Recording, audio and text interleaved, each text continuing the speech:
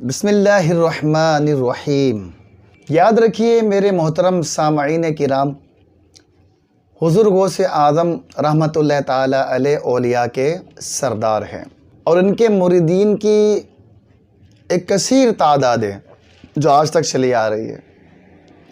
حضور سیدنا غوث اعظم رحمۃ اللہ تعالی علیہ کے جب مناقب بیان کرتے ہیں، ان کے تعریفات بیان کرتے ہیں، ان کی شان و عظمت بیان کرتے ہیں تقریر کے ذریعے سے، کلام کے ذریعے سے، تو بہت سے کچھ لوگ ایسے ہیں کہ جو اس بات پر یہ اعتراض کرتے ہیں کہ جناب والا جب آپ حضور غوث پاک اتنی شان بیان کرتے ہیں، ان کی تعریف بیان کرتے ہیں، تو حضور غوث پاک تو رفع یدین کرتے تھے۔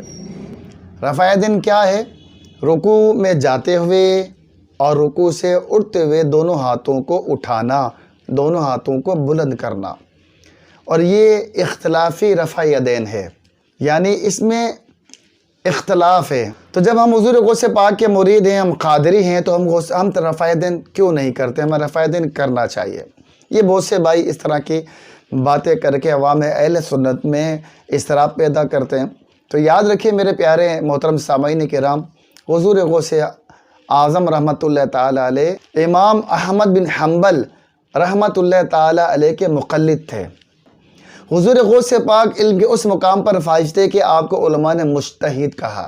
آپ بہت بڑے مفتی تھے اور آپ فتویٰ نویسی فرمایا کرتے تھے، تو آپ جو فتویٰ دیا کرتے تھے امام احمد بن حنبل رحمۃ اللہ تعالی علیہ کے اقوال پر دیا کرتے تھے۔ اور غنیۃ طالبین میں اکثر مقامات پر آپ نے فرمایا کہ ہمارے امام یعنی امام احمد بن حنبل اس مسئلے میں یوں فرماتے، اس مسئلے پر یوں فرماتے۔ اس سے پتہ چلتا ہے کہ آپ امام احمد بن حنبل رحمۃ اللہ تعالی علیہ کے مقلد تھے۔ تو یہ جو تاثر دیا جاتا ہے کہ وہ رفع یدین کرتے تھے، چلے رفع یدین کرنا ہی سنت ہے، یہ غلط ہے۔ رفع یدین کرنے کی روایت موجود ہیں، تو وہ چونکہ اس میں اختلاف ہے، بعض نے اسے جائز قرار دیا اور بعض علماء نے اسے منسوخ قرار دیا، تو لہذا دونوں درست ہے کہ دونوں کے پاس اپنے اپنے دلائل ہیں۔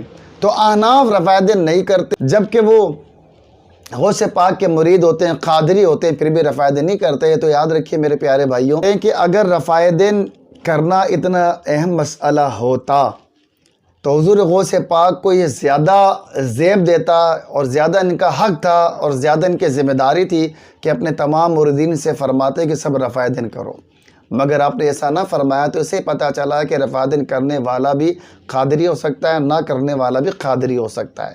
تو یہ بات کہ 14ویں صدی ہجری میں کچھ فساد کرتے ہوئے اگر اس بات کو اس طرح تاثر دے کہ چونکہ وہ رفع یدین کرتے تھے اس لیے رفع یدین کرنا ہی درست ہے، اس کے علاوہ نہ درست ہے، تو یہ تاثر غلط ہے۔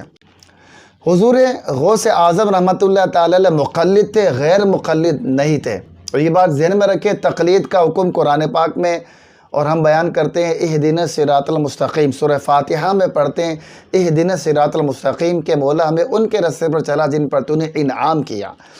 تو اب یہاں پر انعام یافتہ لوگوں کے پیچھے چلنے کی ہم دعا کرتے ہیں، قرآن میں سورہ فاتحہ میں ہم پڑھتے ہیں، مگر کسی خاص شخص کے پیچھے چلنا، یاد رکھیے کہ اس پر اجماع ہے، اور اجماع یہ نص قطعی کی طرح ہوتا ہے، اور سینکڑوں سالوں سے علماء مجتہدین کا اس پر اتفاق ہے کہ کسی نہ کسی امام کی تقلید کرتے ہوئے عبادات کو جو سر انجام دیا جائے۔ لہذا آپ اولیاء کے بارے میں دیکھ لیں، کوئی حنبلی ہوگا، کوئی مالکی ہوگا، کوئی شافعی ہوگا، کوئی حنفی ہوگا، غیر مقلد کوئی بھی ولی گزرا ہی نہیں ہے۔ تو لہذا ہمیں اس بات پر غور کرنا چاہیے۔ غوث اعظم رحمۃ اللہ تعالی علیہ حنبلی تھے، لہذا اگر کوئی امام احمد بن حنبل رحمۃ اللہ تعالی کی تقلید کرتے، رفع یدین کرتا ہے تو بالکل درست ہے، لیکن اگر تقلید نہ کرے اور پھر رفع یدین کرے گا تو گناہ گار ہوگا، یہ جائز نہیں ہوگا، نادرست ہوگا۔ لہذا جو بھائی اس طرح سوچتے ہیں انہیں اپنی اصلاح کرنی چاہیے کہ جب غوث اعظم نے ہی اس بات کو لائق التفات نہیں سمجھا تو بعد میں لوگوں کی یہ اس طرح بات کر کے گمراہ کیوں کر رہے ہیں۔ تو لہذا جب غوث پاک نے نہیں کیا تو آپ بھائیوں کو بھی نہیں کرنا چاہیے۔